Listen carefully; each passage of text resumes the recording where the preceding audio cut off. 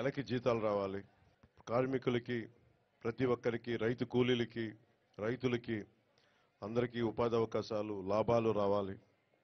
ప్రతి ఒక్కరూ ఆనందంగా ఉండాలి. సర్వమతాలు, సర్వ కులాలు, సర్వ ప్రాంతాల్లో ఉండే ప్రజలందరూ క్షేమంగా ఉండాలి. మనస్ఫూర్తిగా అందరూ బాగుండాలని కోరుకుంటూ ఈ క్రోధినామ సంవత్సరంలో మన కూటమి ప్రభుత్వాన్ని స్థాపిస్తున్నాం.